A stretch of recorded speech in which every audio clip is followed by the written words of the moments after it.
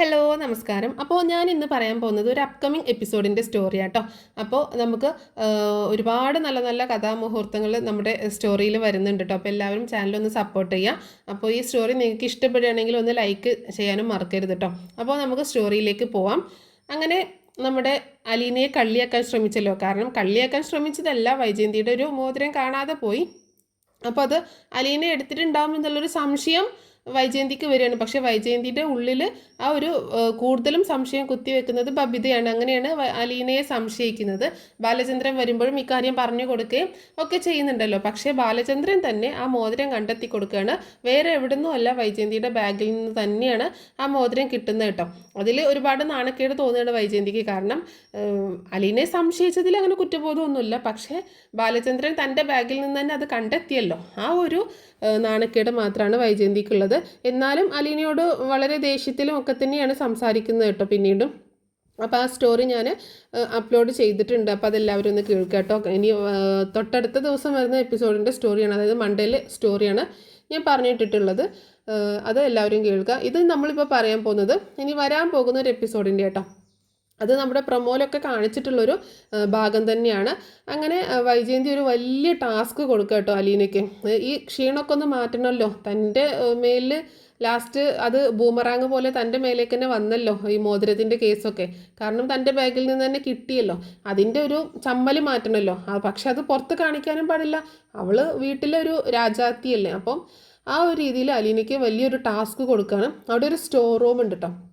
ആ സ്റ്റോർ റൂമിൽ ആ വീട്ടിലെ എല്ലാ പഴയ സാധനങ്ങളും ആ സ്റ്റോർ റൂമിലാണ്. അപ്പോൾ അത് അവളോട് ക്ലീൻ ചെയ്യാൻ പറയട്ടോ. ഒരുപാട് എന്താ വെച്ചാൽ ഒരുപാട് വർഷങ്ങളായിട്ട് ആ സ്റ്റോർ റൂം ക്ലീൻ ചെയ്യാറില്ല. എല്ലാം അതിൻ്റെ ഉള്ളിൽ കൊണ്ടുപോയിട്ട് വെച്ചേക്കുകയാണ്. അപ്പോൾ അതൊക്കെ ഒന്ന് ക്ലീൻ ചെയ്ത് വൃത്തിയാക്കി വെക്കാനായിട്ട് പറയുന്നുണ്ട് കേട്ടോ അലീനയുടെ അടുത്ത്. അങ്ങനെ ബാലചന്ദ്രൻ പറയുന്നുണ്ട്, അത് അലീനെ കൊണ്ട് ഒറ്റയ്ക്ക് ചെയ്യാനൊന്നും പറ്റത്തില്ല, നീ എന്തേ പറയുന്നത്, ആ വർഷങ്ങളായിട്ട് ആ റൂം ക്ലീൻ ആക്കാറില്ല, അതൊക്കെ അവളെ കൊണ്ട് അവൾ ചെയ്തോളും, നിനക്ക് ചെയ്യാൻ പറ്റത്തില്ല ഇടയും ചോദിക്കുകയാണ്.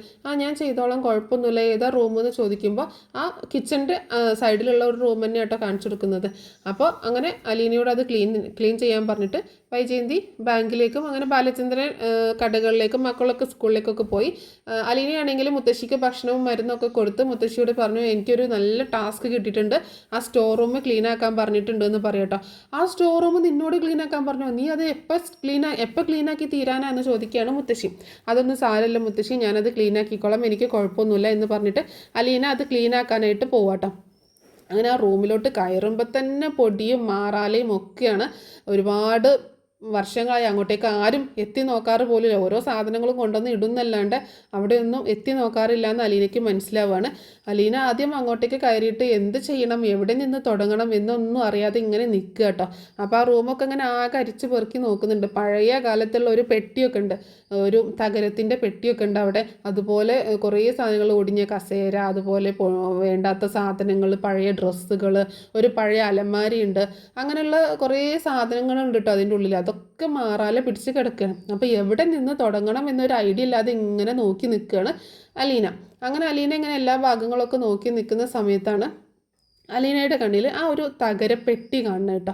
അപ്പോൾ ആ പെട്ടി കാണുമ്പോൾ അലീനയ്ക്ക് എന്തോ ഭയങ്കര ഒരു ഇഷ്ടം തോന്നുക. കാരണം പണ്ടത്തെ കാലത്തുള്ളൊരു പെട്ടിയാണ്. അപ്പോൾ ആ ഒരു ബോക്സ് കാണുമ്പോൾ അലീനയ്ക്ക് അപ്പോൾ എന്തായാലും പഴയ കാലത്ത് പെട്ടിയാകുമ്പോൾ അതിൻ്റെ ഉള്ളിൽ മുഴുവൻ പഴയ സാധനങ്ങളായിരിക്കുമല്ലോ. അപ്പോൾ എന്തായാലും എന്നാൽ അവിടുന്ന് തുടങ്ങാം എന്നുള്ള രീതിയിൽ നിൽക്കണം. അപ്പോൾ നോക്കുമ്പോൾ അങ്ങോട്ടേക്കൊക്കെ എത്തണം എന്നുണ്ടെങ്കിൽ താഴെ കുറേ സാധനങ്ങളുണ്ട്. അപ്പോൾ അലീന അവിടേക്ക് ആദ്യം കുറച്ച് കൈ എത്തുന്ന, അതായത് ആ പെട്ടിയുടെ അടുത്തേക്കൊക്കെ എത്തണം എന്നുണ്ടെങ്കിൽ അവിടെ മൊത്തം പൊടി പിടിച്ച് കിടക്കില്ലേ. അപ്പോൾ അവിടേക്ക് ഒന്ന് ആദ്യം കുറച്ച് സാധനങ്ങളൊക്കെ അങ്ങോട്ടും ഇങ്ങോട്ടൊക്കെ എടുത്ത് വെച്ച് അങ്ങനെ ആ തകരപ്പെട്ടിയുടെ അടുത്ത് എത്തി അവിടെ ഇരിക്കുക കേട്ടോ. അവിടെ ഇങ്ങനെ മുട്ടുകുത്തി ഇരിക്കുകയാണ്. അങ്ങനെ ഇരുന്നിട്ട് ആ പെട്ടി തുറക്കുമ്പോൾ മുഴുവൻ പൊടിയാണ്. അതിൻ്റെ ഉള്ളിൽ ഒരുപാട് പഴയ ഡയറികൾ, ബുക്സുകൾ, ഫോട്ടോസ്, അങ്ങനെയുള്ള കുറേ സാധനങ്ങളുണ്ട് കേട്ടോ.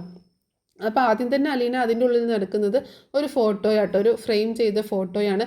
അതെടുത്ത് നോക്കുമ്പോൾ അലീനയ്ക്ക് ഭയങ്കര സന്തോഷമാണ്. കാരണം വൈജയന്തിയുടെയും ബാലചന്ദ്രൻ്റെയും മക്കളുടെയും ഒരു പഴയ ഫോട്ടോ ആട്ടോ, കുറച്ച് ചെറുപ്പത്തിലുള്ളൊരു ഫോട്ടോ ആണ്.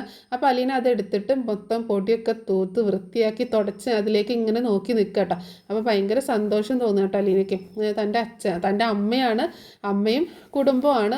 അപ്പോൾ അത് കണ്ടിട്ട് അലീന അതിങ്ങനെ നോക്കി നിൽക്കുകയാണ്. അങ്ങനെ ആ ഫോട്ടോ അങ്ങോട്ട് മാറ്റി വെക്കണം. അത് തൽക്കാലം ഒന്നും ചെയ്യുന്നില്ല കേട്ടോ, അങ്ങോട്ട് മാറ്റി വെക്കുകയാണ്. പിന്നെ നോക്കുമ്പോൾ അതിലൊരുപാട് ബുക്സ്, ഡയറികൾ, അങ്ങനെയുള്ള സാധനങ്ങളൊക്കെ കാണാം കേട്ടോ. അപ്പം വേറെയും കുറച്ച് ഫോട്ടോസ് ഉണ്ട് കേട്ടോ. അലീനയുടെ അതായത് വൈജയന്തിയുടെ കുറച്ച് ഫോട്ടോസും അവരുടെ ഫാമിലി ഫോട്ടോസ്, വൈജയന്തിയും ബാലചന്ദ്രൻ്റെയും കല്യാണത്തിൻ്റെ ഒക്കെ സമയത്തെ ഫോട്ടോസും, അങ്ങനെ അതൊക്കെ ഇങ്ങനെ ഓരോന്നോരോന്നായിട്ട് ഇങ്ങനെ കുറേ പഴയ ഫോട്ടോസാണ്. അപ്പോൾ അതൊക്കെ ഇങ്ങനെ ആ പെട്ടിയിലിട്ട് വെച്ചേക്കുന്നുണ്ട്. അങ്ങനെ അതൊക്കെ എടുത്ത് ഇങ്ങനെ ഓരോന്നോരോന്ന് ഇങ്ങനെ എടുത്ത് നോക്കുന്നുണ്ട്. അങ്ങനെയൊക്കെ നോക്കിക്കൊണ്ടിരിക്കുന്ന സമയത്താണ് പിന്നെ ആ ഫോട്ടോസൊക്കെ അതിലേക്ക് തന്നെ തിരിച്ചു വെച്ചു തൽക്കാലം ആ ഫോട്ടോസൊക്കെ അവിടെ ഇരിക്കട്ടെ. പക്ഷെ ഒരു ഫോട്ടോ മാത്രം പുറത്തേക്ക് എടുത്തു കേട്ടോ. കാരണം അത് വൈജയന്തി ബാലചന്ദ്രനും മക്കളും കൂടി ഉള്ളൊരു ഫോട്ടോ ആയിരുന്നു. അത് പുറത്തേക്ക് എടുത്തു. ബാക്കിയൊക്കെ തുടച്ച് ആ പെട്ടിയിൽ തന്നെ വെക്കുകയാണേ. ആ സമയത്താണ് അതിൽ കുറേ ഡയറി ഉണ്ടെന്ന് പറഞ്ഞല്ലോ. അങ്ങനെ കുറച്ച് ഡയറി കാണണം കേട്ടോ. അതും കുറച്ച് പഴക്കമുള്ള ഡയറി ആയിട്ടാണ് അലീനയ്ക്ക് തോന്നുന്നത് കേട്ടോ.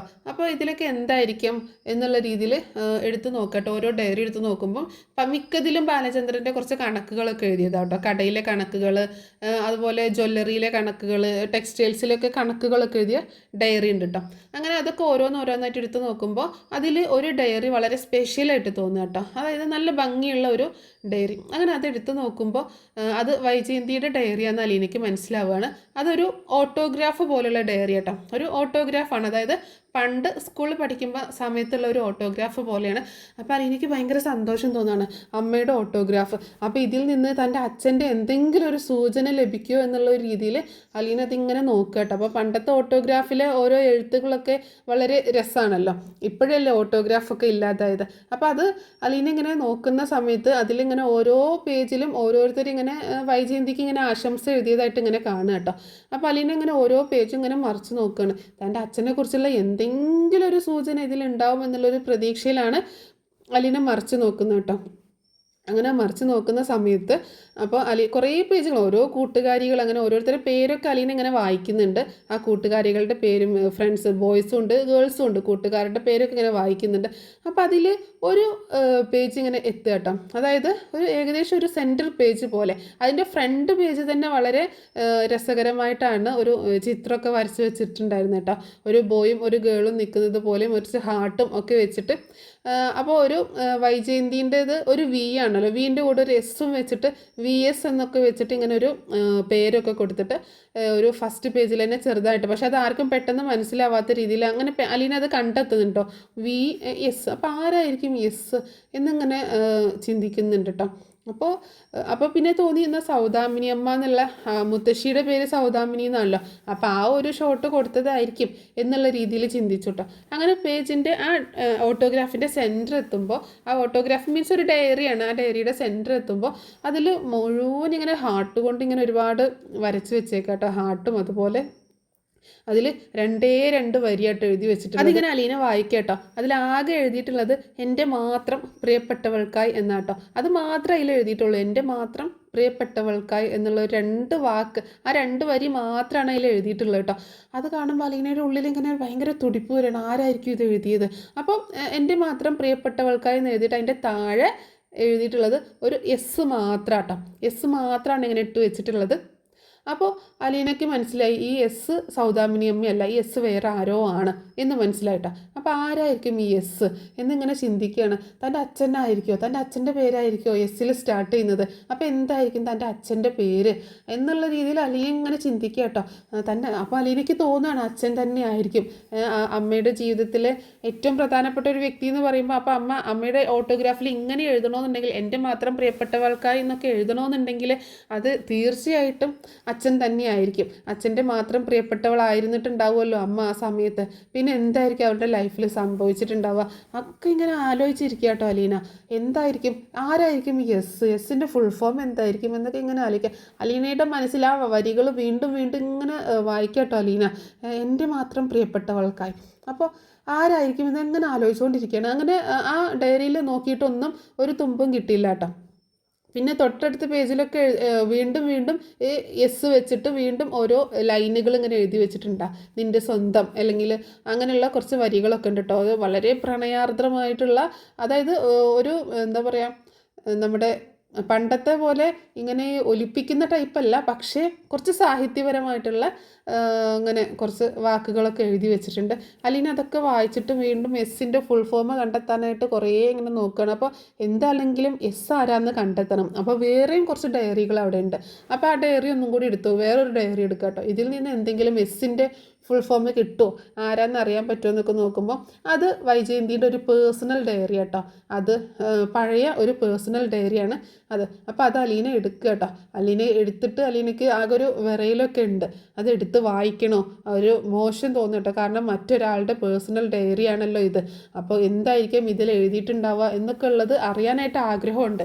പക്ഷെ അത് എടുത്ത് വായിച്ചു കഴിഞ്ഞാൽ മോശമല്ലേ. അപ്പോൾ അലീനയെ സംബന്ധിച്ചിടത്തോളം അലീന ഒരു നല്ല പെൺകുട്ടി ആയതുകൊണ്ട് അവൾക്ക് ആ ഡയറി വായിക്കാൻ ഒരു മടി തോന്നുക കേട്ടോ. പക്ഷെ അവൾ ആ ഡയറി വായിക്കുന്നില്ല, അതിൽ എഴുതിയതൊന്നും വായിക്കുന്നില്ല.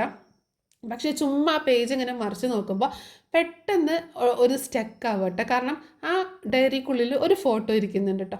അപ്പോൾ അലീന പെട്ടെന്ന് ഭയങ്കര ഒരു ക്യൂരിയോസിറ്റിയോട് കൂടിയിട്ട് ആ ഫോട്ടോ എടുക്കുക കേട്ടോ. അപ്പോൾ ആ ഫോട്ടോ എടുക്കുന്ന സമയത്ത് അവളുടെ കണ്ണൊക്കെ ഇങ്ങനെ നിറഞ്ഞൊഴുകുകയാണ്. കാരണം അവൾ ആഗ്രഹിച്ചത്, അവൾ കാത്തിരുന്ന ഒരു സംഭവം എന്ന് പറഞ്ഞ പോലെ കേട്ടോ. അതിൽ കിട്ടുന്നത് വൈജയന്തിയും വേറൊരാളും കൂടെ നിൽക്കുന്ന ഒരു ഫോട്ടോ കേട്ടോ. പക്ഷെ അതൊട്ടും ക്ലിയർ അല്ല. ആ ഫോട്ടോ ക്ലിയറേ അല്ല. വൈജയന്തിയുടെയും അതുപോലെ ആ ആളുടെയും ഫോട്ടോ ക്ലിയർ അല്ല. അപ്പോൾ അവളിങ്ങനെ ചിന്തിക്കാൻ ബാലചന്ദ്രൻ സാർ തന്നെ ആയിരിക്കും അങ്ങനെ എന്ന് ചിന്തിക്കുന്നുണ്ട്. പക്ഷേ ആ ഒരു ലുക്ക് കണ്ടിട്ട് ബാലചന്ദ്രൻ്റെ പോലെയും തോന്നുന്നില്ല കേട്ടോ. അപ്പോൾ അലീനയുടെ ഉള്ളിൽ ഇങ്ങനെ ഹൃദയമിടിപ്പ് കൂടുകയാണ്. തൻ്റെ അച്ഛനായിരിക്കും ഇത്, അച്ഛൻ്റെ ഫോട്ടോ ആയിരിക്കും എന്ന് ഇങ്ങനെ ചിന്തിക്കുക കേട്ടോ. അപ്പം അങ്ങനെ ഒരു ഫോട്ടോ ആ ഡയറിക്കുള്ളിൽ നിന്ന് കിട്ടുകയാണ്. അപ്പോൾ എങ്ങനെ ഇത് അറിയാൻ പറ്റും, തൻ്റെ അച്ഛനെ ഒന്ന് കാണാനായിട്ട് എങ്ങനെ പറ്റും, ഈ ഫോട്ടോ ഒന്ന് എങ്ങനെ ക്ലിയർ ആയിട്ട് കിട്ടും എന്നൊക്കെ നോക്കി ആ ഫോട്ടോ ഒക്കെ ഒന്ന് തുടച്ച് നോക്കുന്നുണ്ട് കേട്ടോ. പക്ഷേ തുടച്ചിട്ടൊന്നും ക്ലിയർ ആവുന്നില്ല. പഴയ ഫോട്ടോ ആയതുകൊണ്ട് അതിങ്ങനെ പൂപ്പലൊക്കെ വന്നിട്ട് കംപ്ലൈൻ്റ് ആയി പോയിട്ടുണ്ടായിരുന്നു. വൈജയന്തിയുടെ ഒരു സൈഡും അതുപോലെ ആ അച്ഛൻ്റെ ആ ഒരു കൂടെ നിൽക്കുന്ന ആളുടെ ഒരു സൈഡും മാത്രമേ ജസ്റ്റ് ഒന്ന് കാണുന്നുള്ളൂ. പക്ഷേ ബാക്കി ഭാഗങ്ങളൊക്കെ ഇങ്ങനെ പൂപ്പൽ വന്നിട്ട് കംപ്ലൈൻ്റ് ആയിട്ട് പോയിട്ടുണ്ട് കേട്ടോ. അപ്പോൾ അലീന അതൊക്കെ കണ്ടിട്ട് ഭയങ്കരമായിട്ട് സന്തോഷമാണോ സങ്കടമാണോ, അപ്പോൾ എന്താണെങ്കിലും ഇത്രയൊക്കെ കിട്ടി. അപ്പോൾ തൻ്റെ അച്ഛനെക്കുറിച്ചുള്ള സൂചന എന്താണെങ്കിലും ഇവിടുന്ന് കിട്ടും. പക്ഷേ ഇനിയിപ്പോൾ അത് നോക്കിക്കൊണ്ടിരുന്നാൽ ഈ റൂം ക്ലീൻ ആക്കാൻ പറ്റില്ലല്ലോ. അപ്പോൾ അലീന ആ പെട്ടിയിൽ എടുത്ത സാധനങ്ങളൊക്കെ അവിടേക്ക് തന്നെ തിരിച്ചു വെക്കുക കേട്ടോ. അതേപോലെ ഭദ്രമായിട്ട് വെക്കണം. ഇനി വേറൊരു ദിവസം വന്നിട്ട് ബാക്കി നോക്കാം. ഇപ്പോൾ ഇനി ഇത് നോക്കിക്കൊണ്ടിരുന്നു കഴിഞ്ഞാൽ അവർ വരുമ്പോഴേക്ക് ക്ലീനാക്കി തീരില്ല. അതുകൊണ്ട് അതൊക്കെ അവിടെ തന്നെ വെച്ചിട്ട് അലീന ആ റൂം മുഴുവനായിട്ട് ക്ലീൻ ആക്കുകയാണ് കേട്ടോ. അങ്ങനെ ഫുൾ ആ റൂം ക്ലീൻ ആക്കിയതിന് ശേഷം അലീന നേരത്തെ എടുത്തു വെച്ചൊരു ഫോട്ടോ ഫ്രെയിം ഉണ്ടല്ലോ, വൈജയന്തിയും ബാലചന്ദ്രനും മക്കളും കൂടെ നിൽക്കുന്നത്, അതെടുക്കുക കേട്ടോ. അതെടുത്ത് നന്നായി തുടച്ച് വൃത്തിയാക്കിയിട്ട് അവിടെ ഭിത്തിയിൽ വെക്കുന്നുണ്ട് കേട്ടോ. അത് അവൾക്ക് ഭയങ്കരമായിട്ട് ഇഷ്ടപ്പെടുകയാണ്. അത് അവളവിടെ ഭിത്തിയിൽ വെക്കുകയാണ്. എന്നിട്ട് അലീന ആ ഫോട്ടോയിലേക്ക് തന്നെ ഇങ്ങനെ സൂക്ഷിച്ച് നോക്കുക കേട്ടോ. അങ്ങനെ നോക്കുന്ന സമയത്ത് അലീനയ്ക്ക് തോന്നുകയാണ് അതിൽ വൈജയന്തിയുടെ പുറകിലായിട്ട് അവൾ നിൽക്കുന്നത് പോലെ അവളെയും കൂടെ ആഡ് ചെയ്തിട്ട് ഉള്ളൊരു ഫോട്ടോ ആയിട്ട് തോന്നുക കേട്ടോ. അതായത് അമ്മയും അമ്മയുടെ ഹസ്ബൻഡും 3 മക്കളും എന്നുള്ളൊരു ഫോട്ടോയിലേക്ക് അവളെയും കൂടെ ആഡ് ചെയ്തിട്ട് ആ മക്കളുടെ കൂടെ അവളും കൂടെ നിൽക്കുന്നതായിട്ട് അവൾക്ക് തോന്നുക കേട്ടോ. അപ്പോൾ അവൾ പെട്ടെന്ന് ഭയങ്കര സന്തോഷം തോന്നുകയാണ്. താനും കൂടി ഉൾപ്പെട്ടൊരു ഫാമിലിയാണല്ലോ, താനും കൂടി വളരേണ്ട ഒരു വീടായിരുന്നല്ലോ എന്നൊക്കെ ഇങ്ങനെ ചിന്തിക്കുക കേട്ടോ. അങ്ങനെ പെട്ടെന്ന് അവൾ കണ്ണ് തിരുമ്മിയിട്ടൊന്ന് തുറന്നു നോക്കുമ്പോൾ അത് കാണുന്നില്ല കേട്ടോ. സാധാ അവർ 5 പേരും മാത്രം, ബാലചന്ദ്രനും വൈജയന്തിയും 3 മക്കളും മാത്രമുള്ള ഫോട്ടോയിൽ തന്നെ മാറുകയാണ്. അപ്പോൾ അലീനയ്ക്ക് ഭയങ്കര സങ്കടം വരും കേട്ടോ. താനും കൂടി ഉണ്ടാവേണ്ട ഒരു ഫ്രെയിമാണല്ലോ എന്ന് ഓർത്തിട്ട് ഭയങ്കര വിഷമം വരികയാണ്. അങ്ങനെ എന്താണെങ്കിലും ആ റൂമൊക്കെ ക്ലീൻ ആക്കിയിട്ട് അലീന അവിടെ നിന്ന് ഇറങ്ങുക കേട്ടോ. അങ്ങനെ നല്ല പിടിപ്പത്ത് പണി ഉണ്ടായിരുന്നു കേട്ടോ റൂമിൽ. ബാലചന്ദ്രന് ഉച്ചയ്ക്ക് ഭക്ഷണം കഴിക്കാൻ വരുന്നതിന് മുൻപ് തന്നെ അലീന ആ റൂമൊക്കെ ക്ലീൻ ആക്കിയിട്ട് നീറ്റാക്കി ഇടുക കേട്ടോ. അങ്ങനെ വളരെ പെട്ടെന്ന് തന്നെ ആ പണികളൊക്കെ തീർത്ത് മുത്തശ്ശിയുടെ അടുത്തേക്ക് ചെല്ലുകയാണ്. മുത്തശ്ശി എൻ്റെ ജോലി കഴിഞ്ഞു എന്ന് പറയട്ടോ. ഇത്ര പെട്ടെന്ന് നീ ആ റൂം ക്ലീൻ ആക്കിയെന്ന് ചോദിക്കുമ്പോൾ ആ ക്ലീനാക്കി മുത്തശ്ശി എല്ലാം തുടച്ച് വൃത്തിയാക്കി എല്ലാം സെറ്റാക്കി നീറ്റാക്കി ഇട്ടിട്ടുണ്ട് എന്ന് പറയട്ടോ. എൻ്റെ കുഞ്ഞ് നീ ഇത്രയും പെട്ടെന്ന് അതൊക്കെ ചെയ്തോ, എങ്ങനെ പറ്റി നിനക്ക് എന്നൊക്കെ പറയണം. സാരമില്ല മുത്തശ്ശി, ഞാൻ ഏതായാലും ചെയ്തു, ഇനി ഞാനൊന്ന് പോയി കുളിക്കട്ടെ, സാറിപ്പോൾ ഫുഡ് കഴിക്കാൻ വരുമല്ലോ, അപ്പോൾ ഞാനൊന്ന് പോയി കുളിക്കട്ടെ എന്ന് പറഞ്ഞിട്ട് അലീന അങ്ങനെ കുളിക്കാനായിട്ട് പോവാണ്. അങ്ങനെ മുത്തശ്ശിക്ക് ഭയങ്കര സന്തോഷം തോന്നുകയാണ് അലീന ഇത് ഇത്രയും പെട്ടെന്ന് ക്ലീൻ ആക്കിയതിൽ കേട്ടോ. അങ്ങനെ അലീന കുളിക്കാനായിട്ട് ബാത്റൂമിൽ കയറി കേട്ടോ. ബാത്റൂമിൽ കയറുന്ന സമയത്ത് അലീന ബാത്റൂമിൽ നിന്ന് അവിടെ ഇങ്ങനെ ആലോചിച്ച് നിൽക്കുകയാണ്. തൻ്റെ അച്ഛനെ കുറിച്ചുള്ള ആ വിവരങ്ങൾ, ആ എസ് എൻ്റെ മാത്രം പ്രിയപ്പെട്ടവൾക്കായെന്ന് പറഞ്ഞ ആ വാക്കുകൾ, ഇതൊക്കെ ഓർത്ത് അലീന ആരായിരിക്കും അത്, ആ എസ് ആരായിരിക്കും, ആ ഫോട്ടോയിലുള്ളത് ആരായിരിക്കും എന്നൊക്കെ ഇങ്ങനെ ആലോചിച്ചുകൊണ്ട് നിൽക്കുകയാണ്. അപ്പം ഒരു നല്ല അടിപൊളി എപ്പിസോഡാട്ടോ ഇനി വരാനായിട്ട് പോകുന്നത്. അങ്ങനെ അലീനയ്ക്ക് തൻ്റെ അച്ഛനെ കുറിച്ചിട്ടുള്ള ആദ്യ സൂചന ലഭിച്ചിരിക്കുകയാണ് ആ ഡയറിയിൽ നിന്നിട്ട്, ആ ഓട്ടോഗ്രാഫിൽ നിന്നിട്ട്.